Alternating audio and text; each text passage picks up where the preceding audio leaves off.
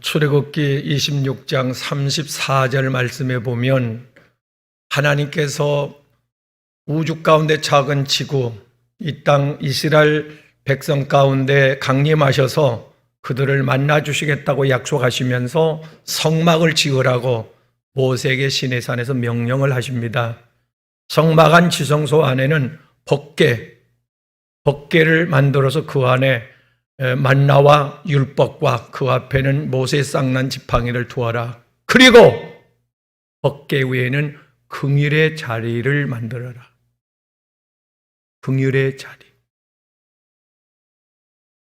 이 긍휼의 자리는 히브리 원어의 라빔이라고 하는데, 부모가 병든 자식을 바라보며 안타깝고 애처롭고 너무 불쌍해서 그냥 그 자식을, 병든 자식을 앞에 놓고 어떻게 해줄 수 없어서 발을 동동 굴르면서 애통해하는, 도와줄 수 없으니까, 고칠 능력이 없으니까, 살릴 힘이 없으니까 그 애틋한 마음, 이게 긍휼인데, 하나님을, 영광의 하나님을 비춰난 인간이, 죄인이 만날 수 있는 길은 긍휼의 자리밖에 없습니다.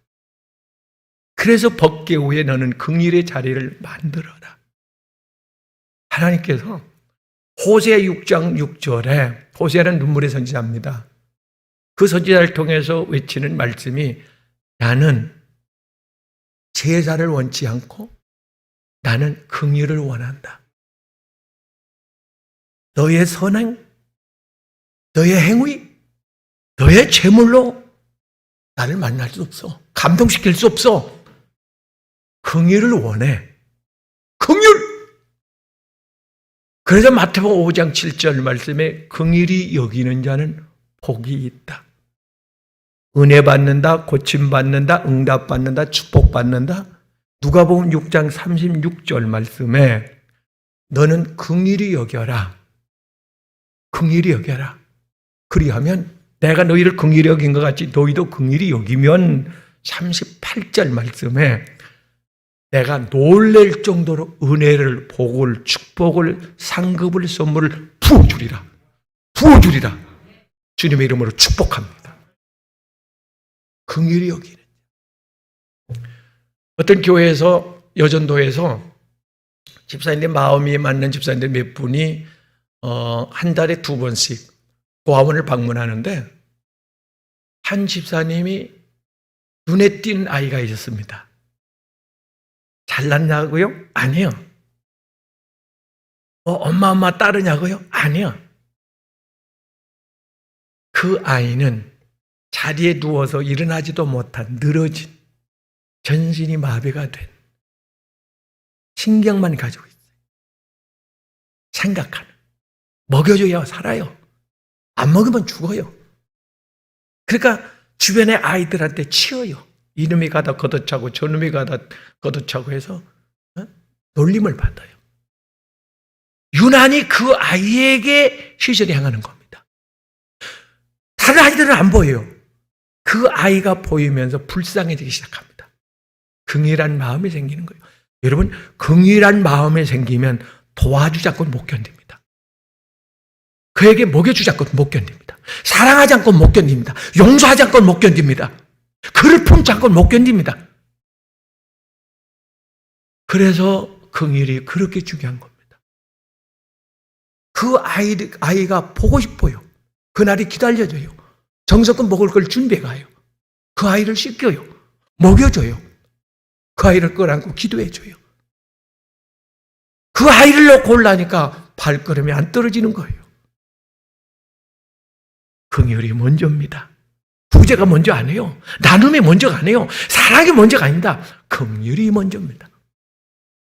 긍휼한 마음, 이걸 숨길 수 없는 거예요. 집에 와서도 일이 손에 안 잡히고 이 아이가 늘 눈앞에 아른거리는 거예요. 됐다 모르겠다, 안 되겠다. 이 아이 데리고 와버리자. 그 원장님하고 상의해가지고 들쳐오고 집으로 데려와요. 어떡하려고. 사랑하는 여러분이요, 사랑은 모든 걸 초월한다고 하지만은 그 위에 긍휼이 더 큽니다.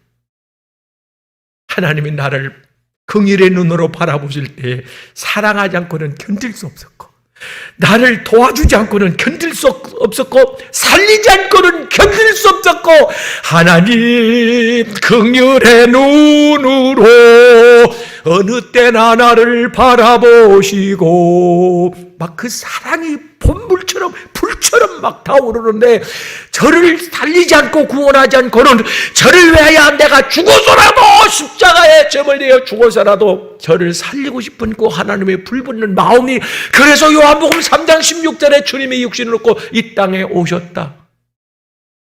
우리가 사랑의 대상이 된 것은 이미 심판의 대상이지, 죄를 짓는 순간 우리는 진노의 대상이지, 사랑의, 긍휼의, 구원의 대상, 축복의 대상은 아니었습니다. 그래서 로마서 5장 8절에 너희가 죄인 되어서 원수 되었을 때 하나님이 너를 바라보실 때, 긍휼한 눈으로 바라보실 때에 견딜 수 없었다. 네가 원수 되었을 때 내가 너를 사랑했다. 그 하나님이 나를 사랑한다는 게, 그를 사랑하는 여러분, 긍휼의 눈으로 바라보면 사랑하지 않고는 못 견뎌요. 그 장애아이를 들쫓고 집으로 오던 말입니다. 네? 장애인을 만나가지고 긍휼한 마음이 생겨, 그래서 그를 좀 도와주고, 그를 좀 이렇게 함께 좀 필요한 걸 채워주고 하다가 결혼해 사는 사람들이 있어요. 잘 삽디다, 안 싸워. 긍휼한 마음. 하나님의 이 라합임이라고 하는 긍휼은 사람들이 타종교에서 말하는 자비 정도가 아닙니다. 이 긍휼은 완전한 하나님의 아가페. 부모가 자식을 긍휼히 여기지만은 도와줄, 살려낼 능력이 없잖아요. 하나님은 능력이 있습니다. 죄된 원수된 자라도 하나님은 그를 사랑하고 살릴 능력이 있습니다. 그 세상에 말하는, 세상에 구제하는 사람 많아요. 선행하는 사람 많아요. 어려운 이웃 돕는 사람 많아요. 이 연말이 되면. 그런 정도가 아닙니다. 하나님은 우리를 완전히 죄에서 죽음에서 살리시는 완전한 긍휼, 완전한 아가페의 사랑입니다. 하나님 여러분이요, 이 사랑으로 우리를 살려냈던 겁니다. 누가복음 10장 34절 말씀에 가서 보면, 33절 말씀에 가서 보면, 예루살렘에서 여리고로 내려가다가 강도 만나서 얻어 터져서 여기저기 상처가 나고 피가 줄줄 흘려서 그만 죽게 된 자를 제사장이 먼저 목격을 해요. 제사장은 누굽니까? 하나님과 백성의 중간에 중재 역할을 하는, 백성들의 사정과 형편을 눈물을 하나님 앞에 죄를 고하고, 하나님이 이 백성에게 하고자 하는 그 말씀을 받아가지고 대언하는 이런 중대한 위치에 있는 사람인데, 그런데 그 사람이 지나가다가 강도 만난 자를 바라보고 안 됐네, 불쌍하네, 어쩌다가 이러고 그냥 지나가요. 왜요? 긍휼이 없었던 겁니다. 긍휼이 먼저입니다. 대위인이 지나가요. 종교인입니다. 하나님을 잘 믿는다고 하는, 아니 모태신앙이요, 어려서부터 신앙생활 잘한 사람입니다. 교인의 의무를 다 합니다. 주일 성수합니다. 11조 생활합니다. 전도하고 기도하고 성경을 읽습니다. 그런 레위인, 껍데기만 교인이지 종교인이지 속은 텅 비었어. 그 안에 하나님의 생명이, 긍휼이, 사랑이 없었던 겁니다. 그냥 지나갑니다. 하나님의 긍휼한 은혜가 있는 자, 하나님의 생명이 있는 자는 긍휼함이 있습니다. 우리에게 긍휼함이 있습니다. 이 사람은 구원받은 자고 용서받은 자고 하나님의 생명이 그 안에, 성품이 거하는 자입니다. 긍휼. 선한 사마리아인이 지나갑니다. 그 광경을 목격하고 바로 그 환자를 치료하기를 시작합니다. 자기도 위험한데, 자기가 손해보는데, 자기하고는 아무런 관련이 없는데. 사랑하는 여러분, 이거 아셔야 합니다. 전도해야지 안 됩니다. 긍휼이 먼저입니다. 긍휼함이 없는 자 신학교 가면 안 됩니다. 긍휼이 없는 자 목사님 되면 안 됩니다. 긍휼이 없는 자 선교사가로 지원하면 안 됩니다. 긍휼이 있어야 합니다. 그를 살리고자 하는 내 목숨 바쳐, 내 삶을 바쳐, 내 못된 것이라도 그를 위하여 투자해서 그를 살리겠다고 하는 이 열정, 구령과 열정, 긍휼함이 있어야만이 이 사람이 하나님의 일꾼이 될 수 있는 겁니다. 사랑하는 여러분, 만약에 강도 맞는 자에게 그 긍휼함이 없었다, 그는 죽었습니다. 우리는 예수 그리스도의 하나님의 나를 향한 긍휼함이 없었다면 우리는 끝났습니다. 그런데 하나님의 긍휼이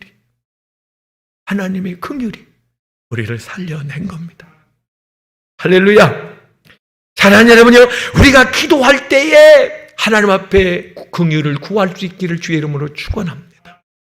흉악한 강도, 흉악한 죄, 용서받지 못할 심판받아 마땅할 죄인이 가장 필요한 것이 급선무가 뭐냐? 회개냐? 아닙니다. 보혈이냐? 아니에요. 용서의 은혜냐? 아닙니다. 긍휼을 구해야 살아납니다. 하나님, 나를 긍휼히 여겨 주시고 하나님의 긍휼이 임하는 순간, 긍휼의 눈으로 나를 보는 순간 하나님의 사랑은 발동합니다. 이 하나님의 속에서 불이 붙습니다. 사람도요, 긍휼한 마음이 생기면 도와줍니다. 걱정하지 마, 울지 마, 포기하지 마, 내가 빚 갚아줄게. 오히려 선교하는 분들이 있습니다. 1년에 한 번, 어떤 분은 2번, 일주일, 길게는 한 달씩. 어떤 분은 오히려 선교 갔다가 너무너무 그들의 삶이 참 처참해.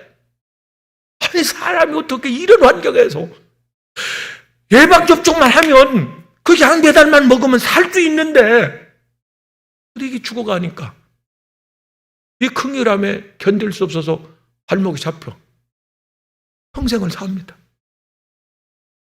우리나라에도 홀터 아동복지회 그 설립자,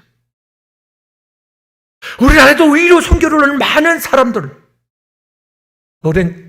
노젠타 그 홀이라고 하는 분도 젊은 20대 초반의 나이에 그 여성이 기도하다가 성경을 읽다가 목사님 설교를 듣다가 하나님의 음성을 들었던 겁니다. 이 지구에 동방에 대한민국이라는 나라가 있는데 130년 전 6.25 전쟁 직후 그 나라에는 고아가 많다. 굶주린 배를 움켜쥐고 이 집 저 집 먹을 걸 찾아다니다가 길에 쓰러져 죽은 사람 많다. 그 어린 자식을 품에 끌어안고 전염병에 걸려서 그거 예방접종 하면 살 수 있는데, 치료받을 수 있는, 다시 살아날 수 있는데 죽어가 길바닥에 죽어가 그 어린 애기는 엄마가 죽은 줄도 모르고 그 싸다란 시체 앞에서 울먹이며 엄마 젖줘 배고프다고. 그들은 한국에 왔습니다. 내가 눈으로 가서 한국을 보리라.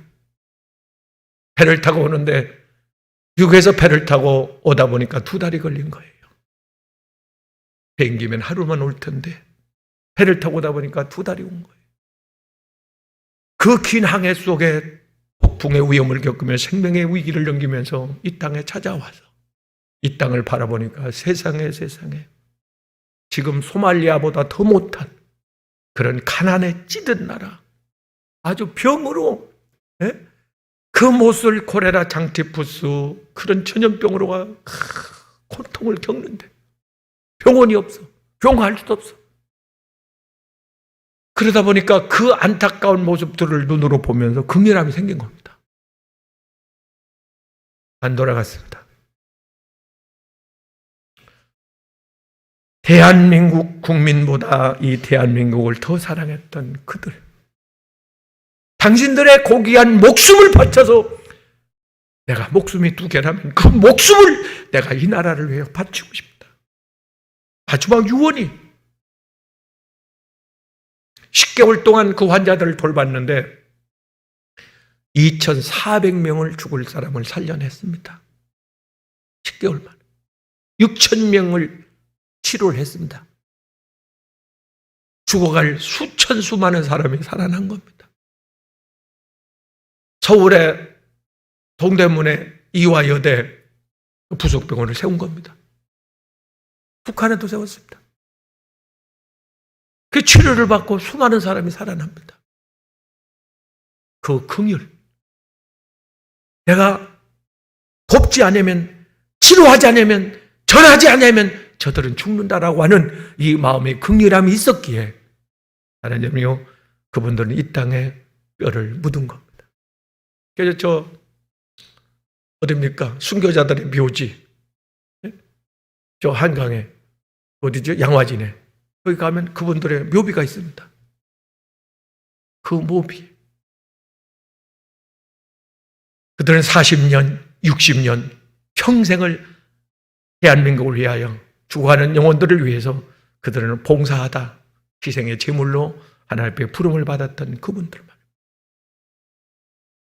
하나님 여러분이요, 이 긍휼함이 참되된 사명을 불리게 하고 국경을 초월하게 하고 이 긍휼함이 초자연적 능력을 발산시킵니다.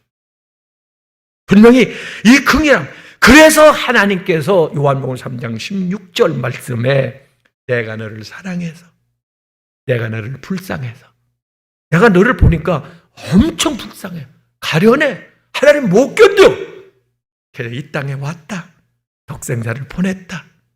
로마서 5장 8절 말씀에 네가 원수 되었을 때 내가 너를 구하러 왔다. 갈라디아서 2장 20절 말씀에 내가 너를 사랑하여 네가 불쌍해서 내가 너를 대신해 죽었다. 우리가 하나님 앞에 갈 수 있는 유일한 길은 하나님이 나를 긍휼히 여겨주는 겁니다. 죄인이 구해야 할 것, 구해야 될 은혜, 그건 긍휼함의 은혜입니다. 병든 자도 마찬가지입니다. 병든 자가 하나님 앞에 구해야 할 걸 하나님 고침받을 믿음, 치료의 은혜, 그런 게 아닙니다. 금식기도 그런 게 아닙니다. 마태복음 14장 14절 말씀에 가서면 하나님께서 그 모욕 있는 병든 자들을 주님께서 보실 때 긍휼해서, 불쌍해서, 가련해서, 안쓰러워서, 안 돼 보여서 주님이 견딜 수가 없었습니다. 너의 병들 고쳐주셨느니라. 마가복음 1장 45절 말씀도 마찬가지입니다. 병든 자를 바라보시고 불쌍해서 그들을 고쳐주셨다.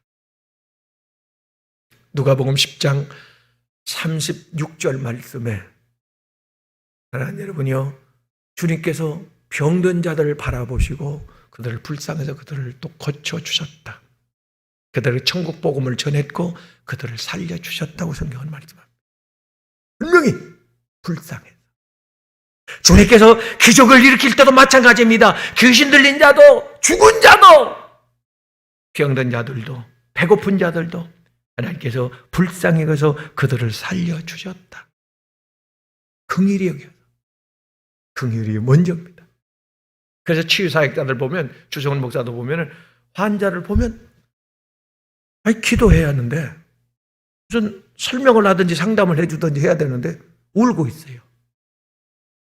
긍휼함이 생긴 겁니다. 하나님 나에게도 병 고치는 은사 주십시오. 좋지요. 내 병도 고치고 가족의 병도 고치고 남도 고쳐주고 긍휼한 마음이 있어야 합니다.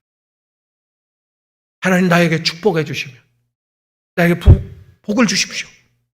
긍휼한 마음을 먼저 가지십시오. 지금 선교해 보십시오. 지금 구제해 보십시오. 그리고 생각해 보고 긍휼함이 있거들랑 기도하십시오. 거기 없이 하나님은 인간의 욕망에, 야고보서 4장 2절에 인간의 욕망에는 하나님은 응답하지 않는다고 말씀합니다. 분명히 하나님께서는 우리에게 긍휼함을 주시고 그리고 사명을 부여해 주십니다. 이런 하나님의 마음을 가질 수 있기를 주님의 이름으로 축복합니다.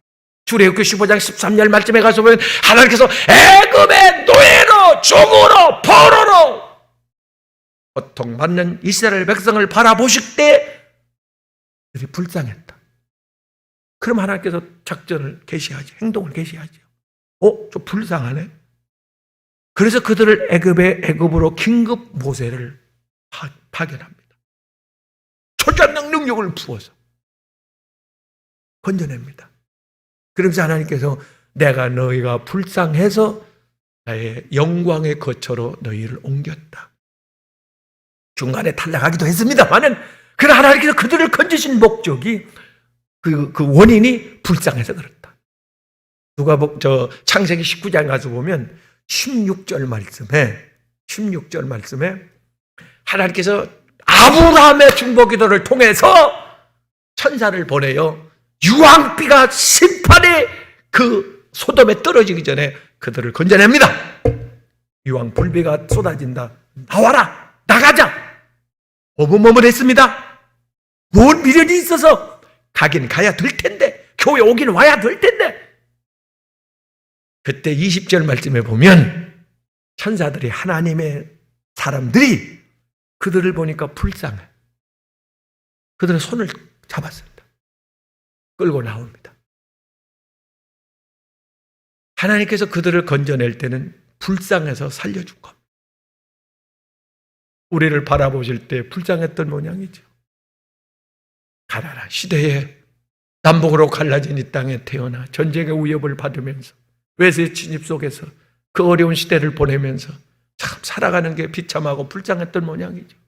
가만 놔뒀다가는 우상 앞에 빌면서 사탄의 마귀의 종으로 살아갈 것 같고, 저렇게 가만히 놔뒀다가는 알코올 중독, 무슨 세상에 빠져가지고 죄를 짓고 극한 형을 받고 감옥에 나가고, 가만히 생각하면 내가 예수 안 믿었더라면 내가 어떻게 했을까? 성격은 급하고 예수 안 믿었더라. 하고 싶은 일은 많고 내가 어떻게 됐을까? 어떨 땐 두 가지 결론이 나와요. 병원에 들어앉았든지 감옥에 있든지. 얼마나 삶이 비참했을까? 그런데 하나님께서 나를 불쌍해 해서 그만 놔뒀다가는 안 되겠어. 불쌍해. 여기서 하나님께서 나를 건져주셨어. 구원의 그 효력이 나타나기를 시작했고, 나를 치료하고 회복하고 건지시고 복을 주시고 은혜 주시고 붙잡아 주시고 도와주시고 부어주시고 밀어주셔서 이렇게 살려주셨다 그 말입니다. 얼마나 이게 감사한 겁니까? 하나님께서 분명히 롯을 소돔에서 건져낸 거 그들이 불쌍해서, 애굽에서 이스라엘을 건져낸 거 그들이 불쌍해서, 누가복음 15장 16절 말씀에 보면 17절 말씀에 보면 탕자가 이렇게 돌아오잖아요. 아버지 재산 강제로 뺐다시피 해가지고 유산 상속받아. 그런 못된 놈이 어디 있어. 그래서 자유롭게 자유분방하게 욕망대로 본능대로 하고 싶은 거 다 하고 그러고 삽니다. 사는 건 자유지만 결과는 자기가 살아온 대로 판단을 받잖아요.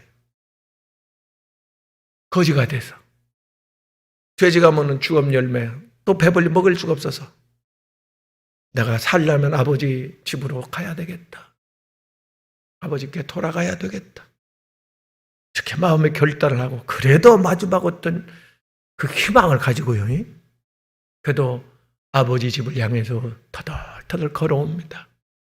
그래서 하나님 여러분, 신명기에 보면 아버지를, 부모를 반항한, 그 부모의 근심이 되고 대적한 자식은 돌로 쳐 죽여요. 하나님의 공의 앞에 서면 죽어요. 율법 앞에 서면 죽어요. 살아남지를 못해요. 근데 누가복음 15장 20절 말씀에 가서 보면 아버지가 딱 오는데 벌써 아들내미 같아. 벌써 알아봅니다. 동네 사람보다 먼저 알아봅니다. 동네 사람들이 먼저 알아봤다면 그럼 죽었을 수도 있어. 근데 아버지가 먼저 알아봅니다. 내 아들, 내 아들. 걸음걸이를 보고 차림새는 완전 거지지만은 그 모습을 바라보고 성경은 뭐라고 그래요? 측은히 여겨, 불쌍히 여겼다 그 말이에요. 아이고, 불쌍히 여겨. 그래서 그 맨발로 달려갑니다. 그 자식 앞에 실패하고 병들고 김간이하러 완전히 인생을 망친 그 아들에게 체면도 불쌍하고 부끄러울 줄도 모르고 그 아버지가 달려가 그를 얼싸고 어긋 맞춰 그를 끌어안고 기뻐 붕붕 뛰며 춤을 추며, 잤다가 일어난 아들 찾았네, 죽은 아들 살아서 왔네, 온 것만으로도 기쁘다, 잔치를 벌이고 제 옷으로 갈아입히고 이 긍휼이 하나님 아버지의 긍휼이다 그 말이에요. 주저하지 마세요. 과거에 어떤 실수, 허물이 있어도 하나님의 긍휼함은 우리의 어떤 허물과 죄를 다 끌어안고도 남아요. 부모의 긍휼, 자식을 향한 부모의 긍휼은 그 자식이 어떤 잘못을 해도, 과거에 어떤 실수를 했어도 부모님은 다 끌어안고 남습니다. 하나님이 그 마음을 주신 거예요. 그 긍휼함이, 하나님 우리를 향하신 그 긍휼함이 오늘도 우리를 이 자리에 있게 한 줄로 믿습니다. 우리가 자신 있게 하나님 앞에 나올 수 있는 것, 하나님 앞에 나와 예배 드릴 수 있는 것은 하나님의 긍휼의 은총이 있기 때문입니다. 어떤 능력을, 축복을, 은혜를, 응답을 구하기 전에 하나님 나를 불쌍히 여겨 주십시오. 나를 긍휼히 여겨 주십시오. 오늘 본문의 말씀이 그겁니다. 하나님을 대신하는 호세아 선지자와 대역을 맡은 거예요. 이스라엘 백성, 영적으로 세상과 짝하고 마귀의 종로 따 우상을 섬기는 영적으로 간음을 행하고 있는, 보술 짓을 하고 있는 이 고멜이 이스라엘 백성의 대역을 지금 하고 있는 겁니다. 선지자와 교를 했습니다. 영광의 가문, 정스러운 가문에 감히 상상하지 못할 그런 대우를 받고, 그런 사랑을 받고, 그런 영광의 은혜 속에 살아갑니다. 끊었어야 되는데, 과거를 버렸어야 되는데 그걸 버리지 못하고 얼마 있다가 그게 살아납니다. 이 남자 저 남자를 눈길을 주고 찾아다니고 한 번 두 번 집을 나가 아예 가버립니다. 배신의 아픔, 버림받은 자의 충격,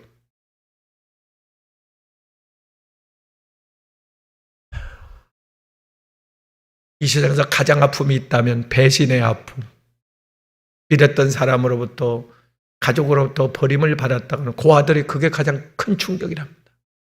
어느 날 부모가 나를 버렸다고 하는 사실을 깨닫게 되는 순간 그들은 헤어나기가 그렇게 힘들다. 이 고멜은 호세아 선지자를 버린 겁니다. 배신한 겁니다. 모욕한 겁니다.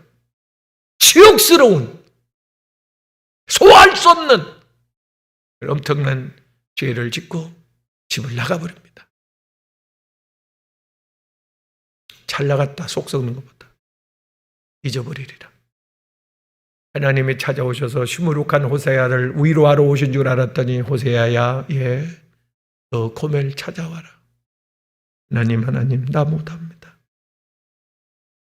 그렇게 할 수 없습니다. 계속해서 하나님께서 강권하십니다. 가져 데리고 와라. 어쩔 수 없이 무거운 발걸음을 띱니다. 찾아 나섭니다. 그 심정이 오죽하겠습니까? 근데 하나님께서 또, 예하야, 너 돈 갖고 가. 빚 갚아주고 사와.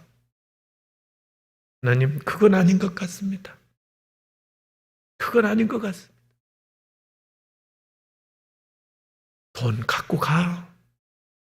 있는 돈 다 긁어 모아가지고 찾으러 갑니다. 가서 보니까 세상에 이제 늙을 만큼 나이도 들고 병들어서 형편이 없는데, 세상에 이게 웬일이요? 다 죽게 생겼어. 그걸 내가 함께 했던 아내라고, 사랑했던 아내라고 자기를 밝히면서 그 포주 앞에 무릎을 꿇고 빌면서 용서해달라고, 내가 몸값을 가져왔다고 돈을 주고 사올 때 그 마음이 어떠겠냐고.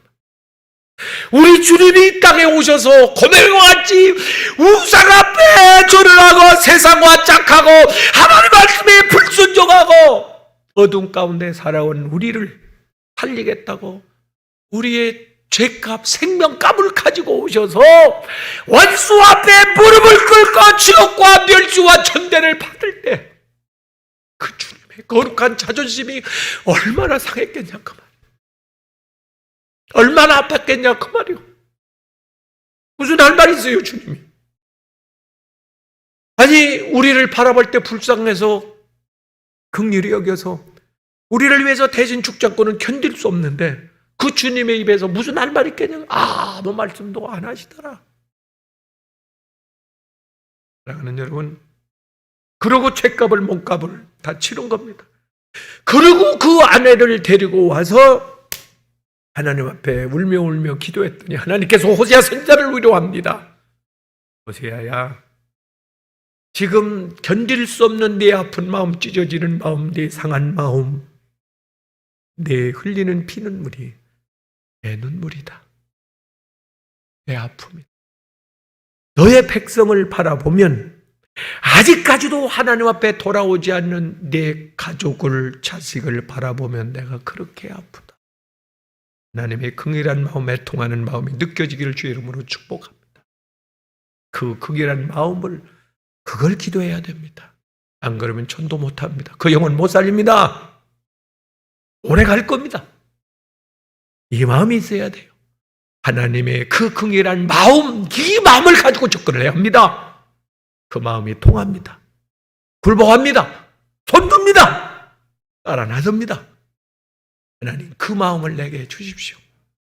그 영혼을 불쌍히 여기는 그 마음을 내게 부어주십시오. 할렐루야.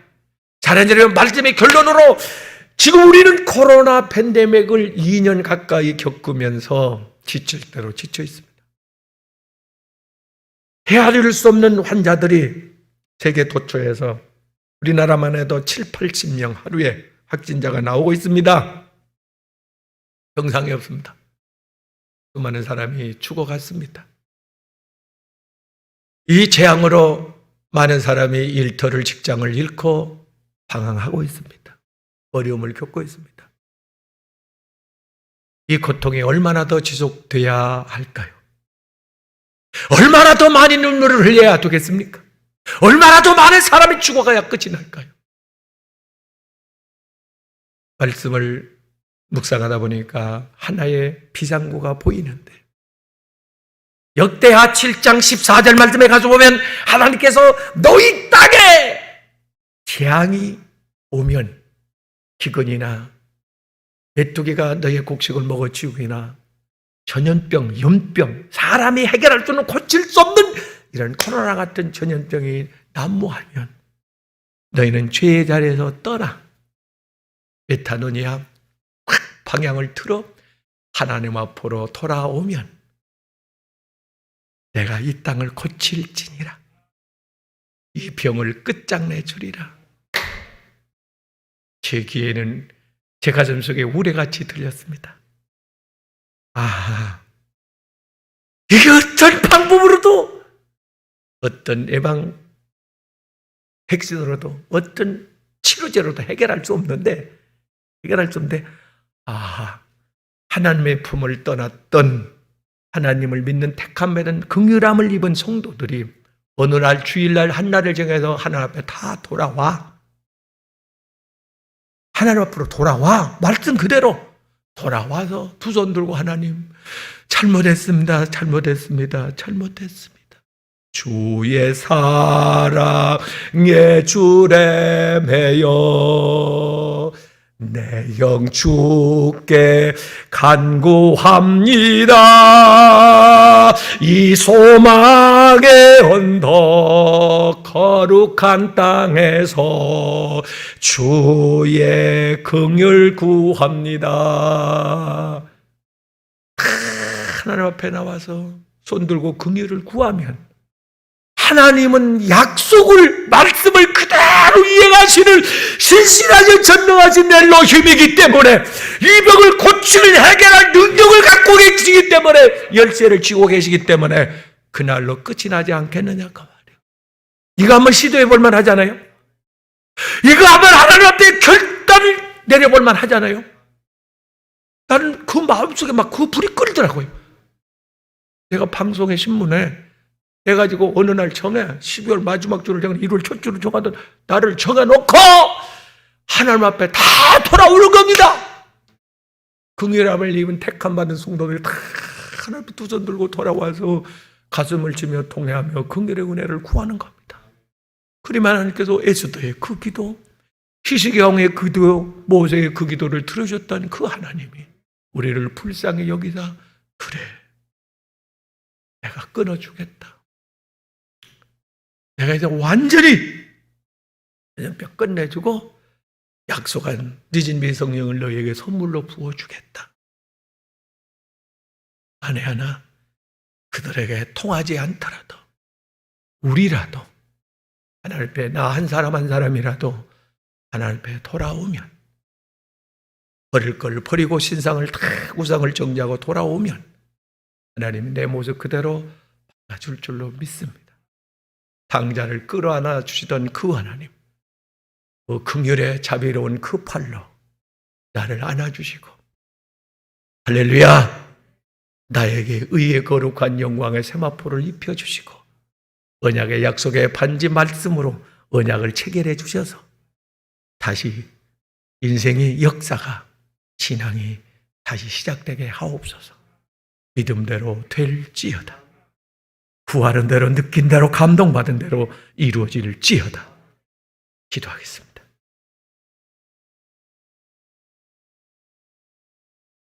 하나님, 강도만 피 흘려 죽어가는 자가 긍휼이 아니었다면 그는 죽었습니다.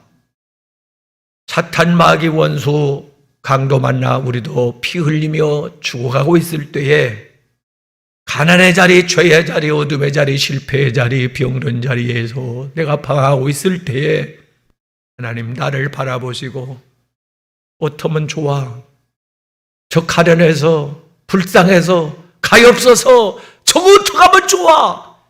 그 순간 하나님은 역사하기를 시작했고 나의 주변 진동을 일으켜 두 손 들고 하나님 앞에 달려 나올 수 있도록 나를 불러주셨습니다. 당자와 같이 내가 실패한 모습으로 주님 앞에 나올 때에 하나님은 치근히 여기사 나를 그대로 안아주셨습니다. 오늘도 하나님 앞에 하나님 이 모습 이대로 나왔습니다. 하나님 긍휼을 구합니다. 이 시대에 우리가 구할 것은, 구할 은혜는 지금 아주 급속히 우리에게 중요한 것은 예방접종, 대개기도, 죄의 보혈, 용서 다 중요하지만 긍휼의 은혜가 우선입니다. 하나님 나를 긍휼히 여겨 주옵소서, 불쌍히 여겨 주옵소서, 하나님 나를 받아 주옵소서, 그리고 하나님 일하시옵소서. 나라도 하나님, 우리라도 하나님 앞에 바로 서겠습니다. 하나님 버릴 걸 버리고 끊을 걸 끊고 하나님 앞에 용서를 구하겠습니다. 하나님 불쌍히 여기사 긍휼히 여기사 나를 받아 주시옵소서. 주의 자녀 하나님, 우리는 긍휼의 그릇입니다. 하나님 긍휼의 그릇으로 주님 앞에 나왔습니다. 긍휼을 베풀어 주시옵소서. 우리를 고쳐주옵소서, 살려주옵소서, 구원해주옵소서, 받아주옵소서. 그리고 긍휼을 구하는 자에게 복을 주신다고 약속했으니 우리에게 물권도 주시옵소서, 건강도 속히 회복되게 하옵소서. 내 믿음대로 소원대로 될지어다. 나를 긍휼히 여겨주시는 예수 그리스도의 이름으로 기도드립니다.